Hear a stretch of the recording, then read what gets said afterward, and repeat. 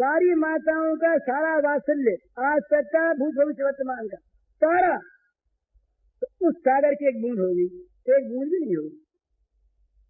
तो ऐसे भगवान जब एक माता मैं भरे बच्चे का परित्याग नहीं करती, जब एक मैया अपने बीमार बच्चे को छोड़कर नहीं जाती, जब एक माता, एक जननी अपने अयोग्य बच्चे के साथ लापरवाही से नहीं बरतती, तब हम भगवान के सामने बच्चे की भांति निश्चेष होकर रो पड़ेंगे, तो क्या उनकी कृपा हमारे लिए फलवती नहीं होगी? क्या वहाँ साधन की अपेक्षा होगी? कभी क्या कोई माँ ये चाहती है कि मेरा मल में भरा हुआ बच्चा जब नहा के आवेगा तब उसे मैं बेटा कहूंगी, तब उसका मैं लालन पालन करने जाऊंगी? मल में भरा बच्चा रोता है, अपने आप मल धो नहीं सकता, माँ स्वयं दौड़ के मल धोती अपने हाथों से। ये माँ का स्वभाव। इसी प्रकार हम छोटे बच्चे की भांति, शिशु की भांति अपने आप को निर्भिमान, निसत्व,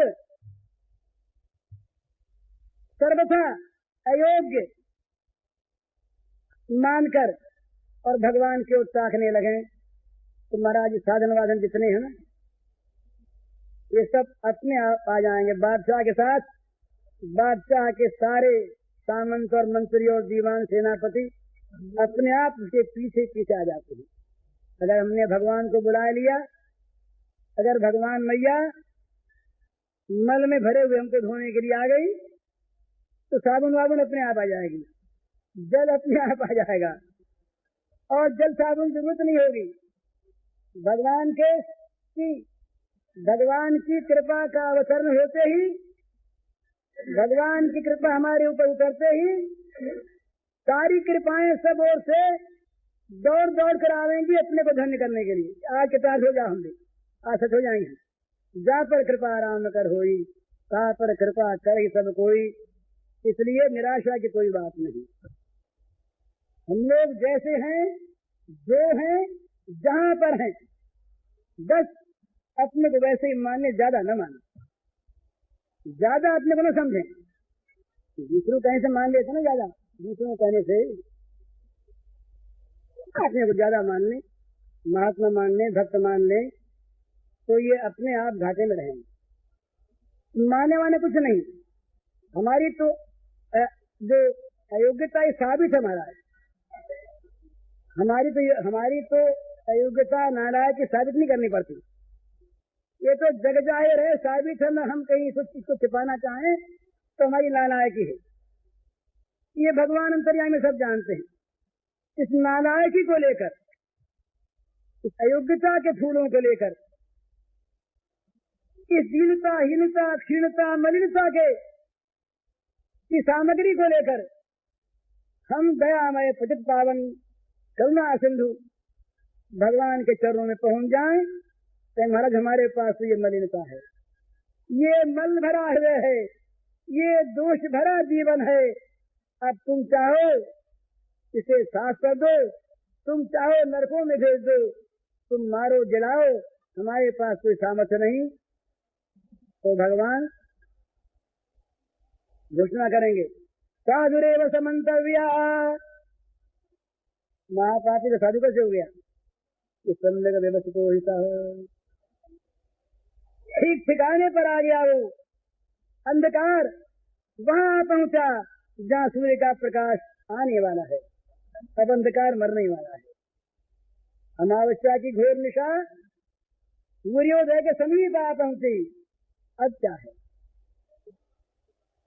आग लग चुकी कूड़े के नीचे, अब जलने में कौन देरी है। इसी प्रकार से भगवान के सन्मुख हो जाओ। परवाह न करो इस बात की जमात से कैसे थे, कुछ नहीं। भगवान की कृपा के सामने हमारे अब तक के दुष्कृतों की कोई ताकत नहीं वो ठहर सके। 1000 वर्ष का अंधकार प्रकाश के सामने एक क्षण ठहरने की हिम्मत नहीं कर सकता। प्रकाश का आना ही अंधकार का मरना है।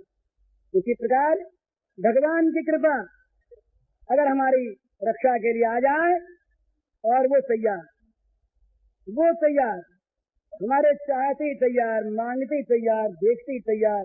इस तरफ देखा कि माँ हंस रही है, कृपा रे तुमने अब तक मेरी ओर देखा नहीं, बस निश्चिंत हो जाओ, ये कृपा कह रही है। इसलिए घबराने की आवश्यकता नहीं, चिंता की आवश्यकता नहीं। जितनी साधना की आवश्यकता है ये अपने आप को ला देंगे। हम केवल एक काम करें, है तुलसी परतीत एक, प्रभु मूर्ति कृपामयी है। बस तुलसीदास ने निराश होकर के बड़ी आशा प्रकट की, सारे अंग का वर्णन किया।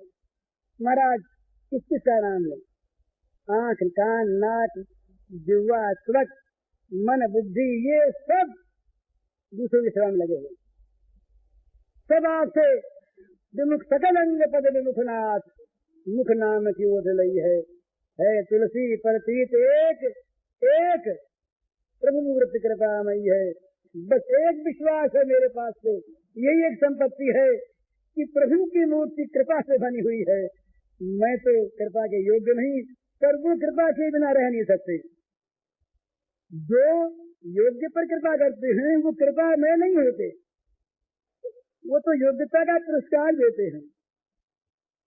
पर जहाँ योग्यता अयोग्यता का कोई भेद नहीं, कृपाई स्वभाव है, वहां फिर कोई डर की बात नहीं, कोई भी निराशा की बात नहीं। बस मजे में उस कृपा के देखो और निहाल हो जाओ। है तुलसी परतीत एक, प्रभु मूर्ति कृपामयी है। बोलते आ भगवान चंद्र को।